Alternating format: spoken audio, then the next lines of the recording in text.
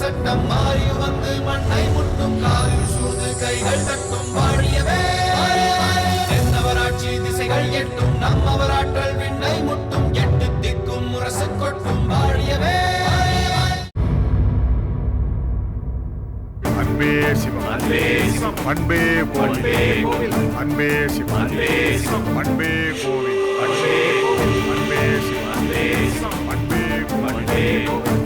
இவர்கள் அடியார்கள் இருக்கவே முடியாது. ஒருவேளை இவர்கள்தான் செழியனை கடத்திச் சென்ற கூட்டத்தை சார்ந்தவர்களாக இருப்பார்களோ? ஆம், அப்படித்தான் இருக்க வேண்டும்.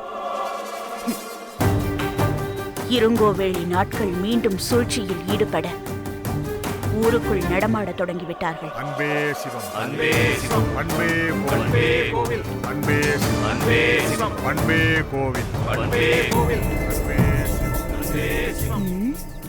இப்பொழுது என்ன செய்வது? ஆட்களை கூவி அழைத்து தப்பிச் செல்ல முடியாமல் வளைத்து பிடித்து விடலாமா? இல்லை, அப்படி செய்தால் இவர்கள் நோக்கம் என்னவென்றே தெரியாமல் போய்விடும். யாரை கடத்துவதற்காக இவர்கள் இப்படி சுற்றிக் கொண்டிருக்கிறார்கள் என்பதை கண்டுபிடிக்க முடியாமல் போய்விடும். அன்பே சிவம் அன்பே சிவம். அதுதான் சரி. இவர்கள் எங்கே போகிறார்கள், என்ன செய்ய போகிறார்கள் என்பதை இவர்களை பின்தொடர்ந்துதான் கண்காணிக்க வேண்டும். அன்பே சிவம் அன்பே சிவம் அன்பே கோவில் அன்பே சிவம் அன்பே சிவம் அன்பே கோவில் அன்பே கோவில் அன்பே சிவம் அன்பே சிவம் அன்பே கோவில் அன்பே சிவம் அன்பே சிவம் அன்பே கோவில் அன்பே கோவில் அன்பே சிவம் அன்பே சிவம் அன்பே கோவில் அன்பே கோவில் அன்பே சிவம் அன்பே சிவம் அன்பே கோவில் அன்பே கோவில் அன்பே சிவம் அன்பே சிவம் அன்பே கோவில் அன்பே கோவில்.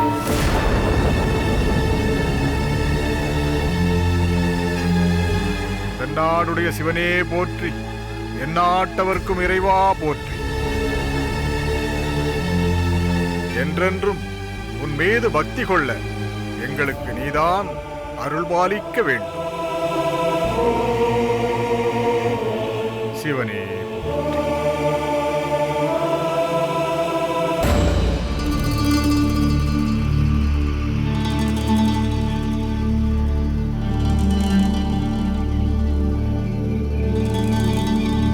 சுவாமிகளே, அடியனுக்கு ஒரு சந்தேகம் கேட்கலாமா? அன்பனே, எந்த சந்தேகத்தையும் மனதில் வைத்துக் கொள்ளக்கூடாது. அவ்வப்பொழுது மனம் விட்டு பேசி ஐயத்தை தீர்த்து கொள்ள வேண்டும். பலரது வாழ்வில் பெரும் குழப்பங்கள் ஏற்படுவதற்கு காரணமே அவர்கள் மனம் விட்டு பேசிக்கொள்ளாமல் இருப்பதால் தான். பிள்ளைகளுக்கு பெற்றவர்கள் மீது சந்தேகம், பெற்றவர்களுக்கு பிள்ளைகள் மீது சந்தேகம், கணவன் மனைவிக்குள் சந்தேகம், அண்ணன் தம்பிகளுக்குள் சந்தேகம் என்று சந்தேக புத்தி அவர்கள் வாழ்வையே சூறையாடி விடுகிறது. அதிலும் ஒரு குழுவாக சென்று கொண்டிருக்கும் அடியார்களுக்குள் சந்தேகம் என்பது இருக்கவே கூடாது. ஆகையால் எதுவாயினும் கேளுங்கள். நமக்கோ பற்றை அறுத்தவர்கள் முற்றும் துறந்தவர்கள் என்று பெயர். அப்படி இருக்க அந்த பெண்மணி பொற்காசுகளை தந்தபோது அதை மிகவும் மகிழ்ச்சியோடு ஏற்றுக்கொண்டீர்களே, அது ஏன்? நியாயமான கேள்விதான். சரி, நாம் இங்கு எத்தனை பேர் இருக்கிறோம்? நாம் 5 பேர் இருக்கிறோம். சோழ நாட்டு திருத்தலங்களை தரிசித்த நாம் அடுத்து எங்கே போக போகிறோம்? பாண்டிய நாட்டிற்கு சென்று அங்கே உள்ள மீனாட்சி அம்மனை தரிசித்து விட்டு பிறகு மற்றும் பல சிவத்தலங்களையும் தரிசிக்க இருக்கிறோம். நாம் அவ்வளவு தூரம் வழிப்பயணம் செய்வதற்கு போதுமான பொருட்கள் வேண்டாமா? நாம் கேட்காமலேயே அந்த பெண்மணி தந்தாள். அதனால்தான் அதை மகிழ்ச்சியோடு நான் ஏற்றுக்கொண்டேன். என்னை மன்னியுங்கள் சுவாமி. இல்லை இல்லை, இதில் மன்னிப்பதற்கு ஏதும் இல்லை. நீங்கள் மனதில் வைத்துக் கொள்ளாமல் கேட்டதை நினைத்து நான் மகிழ்கிறேன். நான் இவர்களை தவறாக நினைத்து விட்டேன். இவர்கள் உண்மையிலேயே சிவனடியார்கள்தான். அரண்டவனுக்கு இரண்டதெல்லாம் பேய் என்பது போல் இருங்கோவேளி நாட்கள் சிவனடியார்கள் மீது எனக்கிருந்த அனைத்து நம்பிக்கையையும் குலைத்து விட்டார்கள். அந்த அவநம்பிக்கை மற்றவர்களுக்கும் ஏற்படாமல் இருக்க வேண்டுமென்றால் அந்த போலி சிவனடியார்கள் பற்றி இவர்களிடம் கூறித்தான் ஆக வேண்டும்.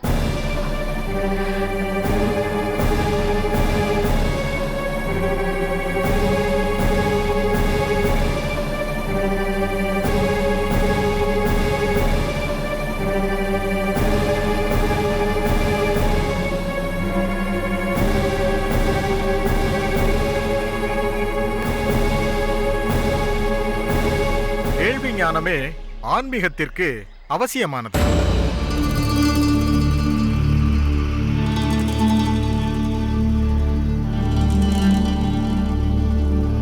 திருச்சிற்றம்பலம், திருச்சிற்றம்பலம். என்ன மகனே, உனக்கும் ஏதாவது சந்தேகங்கள் கேட்க வேண்டுமா? ஆ, அ, அ, ஓ, உன்னால் பேச முடியாதா? ம், ம். அதனால் என்ன, அனைத்தும் இறைவன் செயல் என்று ஏற்றுக்கொள்.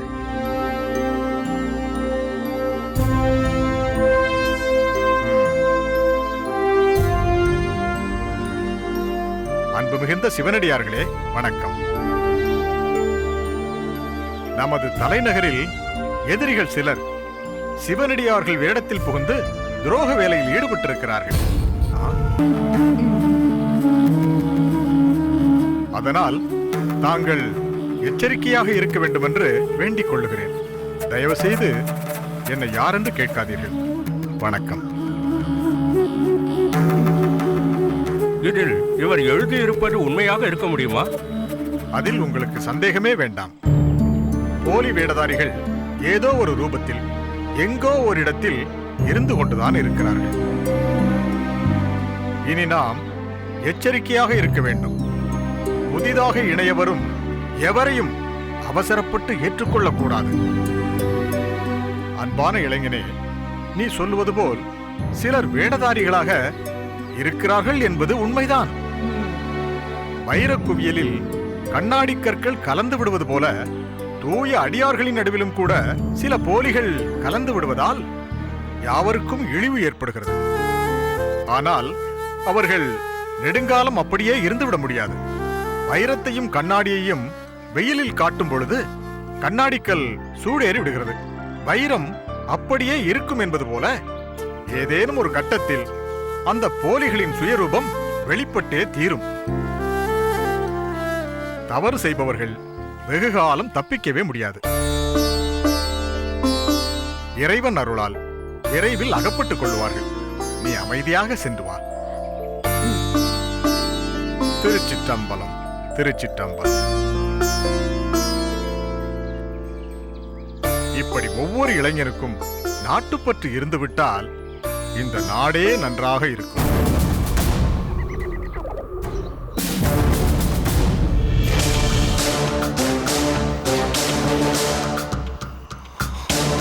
இளவரசே, ஏன் வருத்தப்படுகிறீர்கள்? பெண்களிடம் அடி வாங்குவதும் திட்டு வாங்குவதும் நமக்கெல்லாம் பழகிய ஒன்றுதான். அடே, அவமானப்பட்டது நானடா. உனக்கு என்ன தெரியும் வந்தவனே? மகேந்திரா, இங்கு வந்து என்ன செய்து கொண்டிருக்கிறாய்? உன்னை எங்கெல்லாம் தேடுவது? மகேந்திரா, என்ன நடந்தது? அந்த கருங்குழலி என்னை அவமானப்படுத்தி விட்டார். என்ன கருங்குழலியா? தளபதி மார்த்தாண்டனின் மகளா? ஆம், அவளேதான். எனக்கு சம்பந்தம் இல்லாத விஷயத்தில் தலையிடுகிறாள், என்னை கண்டிக்கிறாள். கண்டிப்பது மட்டுமல்லாமல் எனக்கே அறைக்கூவல் விடுகிறாள். அந்த அளவிற்கு உங்களுக்குள் எதை பற்றி விவாதம் ஏற்பட்டது? ஓ, எந்த பெண்ணிடமாவது உனது மன்மத லீலையை தொடங்கி விட்டாயா? அவள் அதை பார்த்து விட்டாளா? அது அவள் நமது அரண்மனையில் பணிபுரியும் ஒரு பணிப்பெண். அவள் கொய்யாப்பழம் பறிக்க முயற்சி செய்து கொண்டிருந்தாள். அவள் பறிக்க நான் உதவினேன். அவ்வளவுதான். நடத்து மகேந்திரா, நடத்து. நீ என்ன நினைக்கிறாயோ அதையே உன் விருப்பப்படி நடத்து. இந்த அரண்மனையே நமக்கு சொந்தமாக போகிறது. இதில் இருக்கும் அனைத்துமே நமக்கு உரிமையாக போகிறது. தந்தையே, ஏன் இந்த வியப்பு? தந்தையே இதற்கெல்லாம் அனுமதி தருகிறாரே என்று பார்க்கிறாயா? உன்னை அரசனாக்க முடியாது. அதை யாரும் ஏற்றுக்கொள்ள மாட்டார்கள். அரசனுக்கென்று முறையான வாரிசு இளம்பழுதி இருக்கிறார். அந்த இளம்பழுதியை மாப்பிள்ளையாக்கிக் கொண்டால் அதற்காகத்தானே உன் தங்கை கலைவாணியை சிறு வயது முதல் அவரோடு நெருங்கி பழக விட்டோம். இருவருக்கும் திருமணத்தை முடித்து வைத்தால் சகல அதிகாரமும் நம்மிடம் தானே இருக்க போகிறது. அப்படி சொல்லுங்கள் தந்தையே.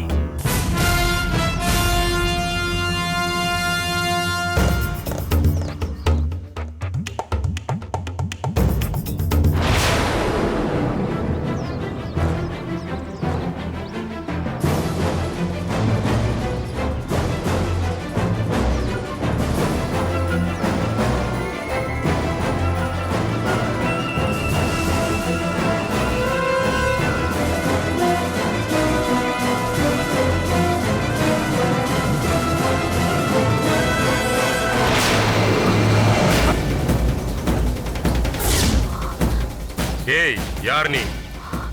அந்த சிவனடியார்களை ஏன் அப்படி எச்சரித்தாய்? அதே வேடத்தில் போலிகள் தெரிவது உனக்கு எப்படி தெரியும்? இந்த கதையை நீ என்னிடம் சொல்லாதே. நிச்சயமாக நீ ஒரு ஊமையாக இருக்க முடியாது. என்ன திட்டத்தோடு இந்த காட்டிற்குள் வந்தாய்? சொல். யாரை தேடுகிறாய்? நீ யாரை தேடினால் என்ன, தேடாவிட்டால் என்ன? நீ ஒரு பெண் என்பது எனக்கு நன்றாக தெரியும். நீ ஒரு ஆணாக இருந்திருந்தால் சண்டையிட்டு கொண்டு இருப்பேன். நீ ஒரு பெண் என்பதால் அதெல்லாம் சரிப்பட்டு வராது. நான் யார் என்பது உனக்கு தெரியுமா? இருங்கோவேளின் வீரன் நான். நானும் இந்த காட்டில் வெகு நாட்களாக தனிமையில் தான் இருக்கிறேன்.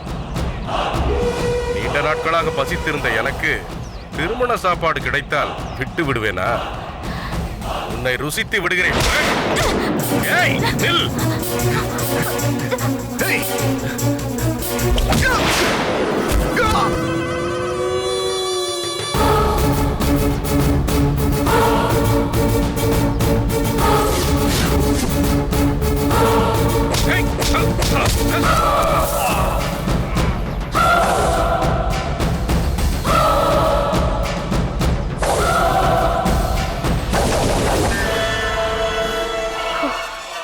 நல்ல வேளை, தப்பித்து விட்டேன்.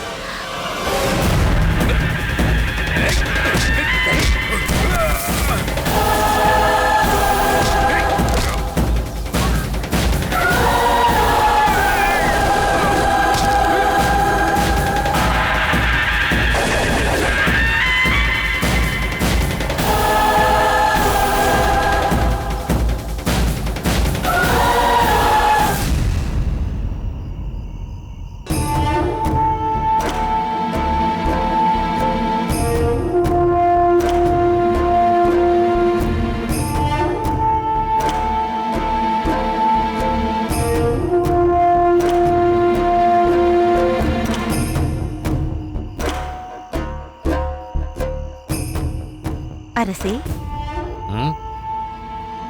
தாங்கள் எதை பற்றியோ வெகு நேரமாக சிந்தித்துக் கொண்டிருப்பது போல் தெரிகிறதே. உண்மைதான். என்னிடம் சொல்லக்கூடியதானால் சொல்லுங்கள். உன்னிடமும் கிள்ளிவளவனிடமும் சொல்ல வேண்டிய குடும்ப விஷயம் ஒன்றைதான் சிந்தித்துக் கொண்டிருக்கிறேன். அப்படியானால் இப்பொழுதே உங்களிடம் அதை கேட்க ஆவலாக இருக்கிறோம் தந்தையே. சொல்லுங்கள் அரசே. சொல்கிறேன். பாண்டிய மன்னரை நட்புக்கரம் நீட்டி அழைத்தேன். அவரும் அதை ஏற்றுக்கொண்டு இங்கு வந்து தங்கியிருக்கிறார். நண்பராக வந்திருக்கும் அவரது உறவு என்றும் நிலைத்திருக்கும்படி செய்ய இன்று எனக்கு ஒரு யோசனை தோன்றியது. என்னவென்று சொல்லுங்கள்.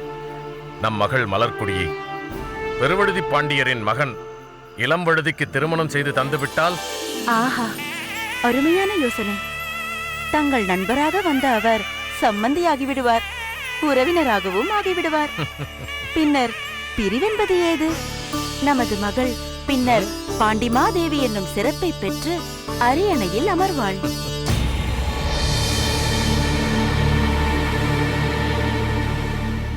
கிள்ளிவளவா, என்ன யோசிக்கிறாய்? இதில் உனக்கு விருப்பம் இல்லையா? எனது விருப்பம் என்ற பிரச்சனைக்கு நான் போகவில்லை தந்தையே. திருவழுதி பாண்டியர் இதை விரும்புவாரா என்றுதான் நான் யோசிக்கிறேன். ஏன்?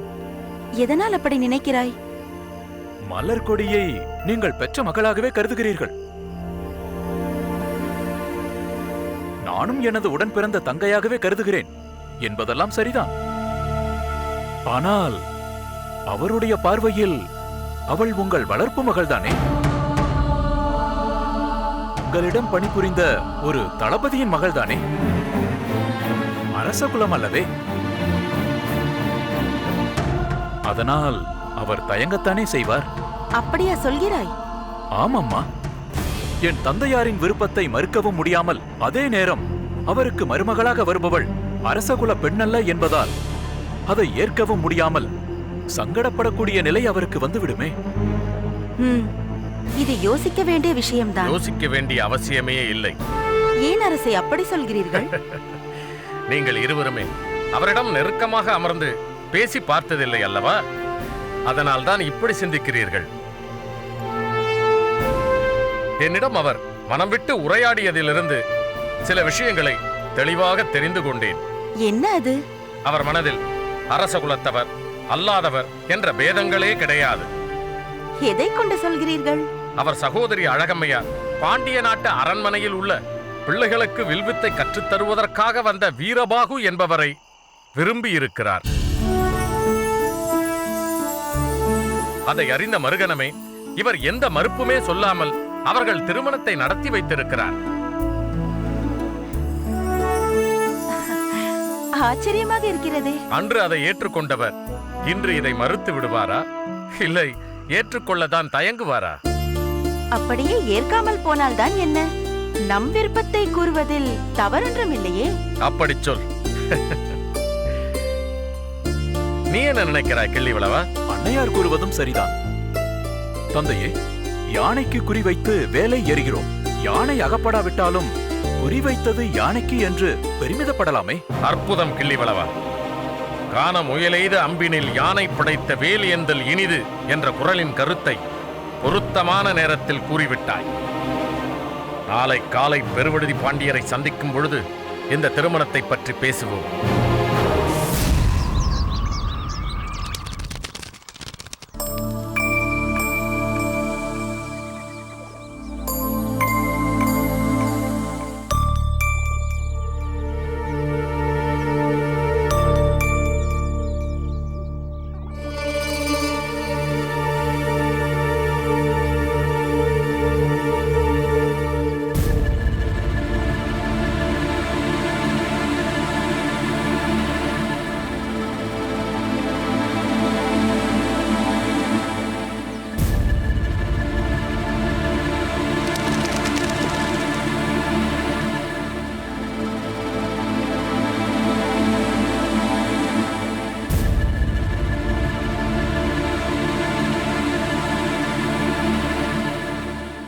வா தேவி.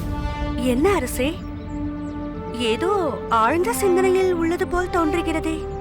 ஆம் தேவி, நாம் இன்றே பாண்டிய நாட்டிற்கு புறப்பட வேண்டும் என்று தீர்மானித்து விட்டேன். அமைச்சரிடம் சொல்லி அதற்குரிய ஏற்பாடுகளை செய்யும்படி கூறிவிட்டேன். செழியனை பற்றி ஏதும் தெரியாமல் எப்படி போவது? அதற்காகத்தான் நான் இத்தனை நாட்கள் தாமதித்தேன்.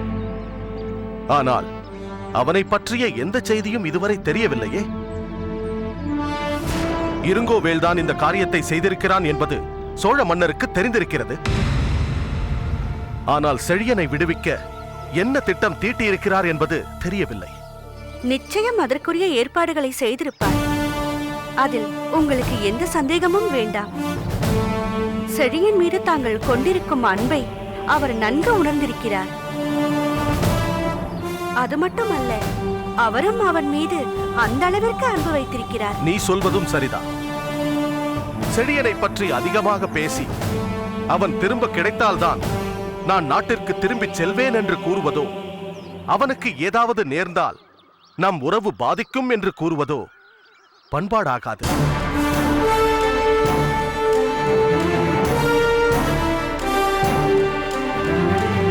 கலைவாணி, உன் நாட்டு தளபதிக்கு ஊஞ்சலும் ஆட்டத் தெரியும்.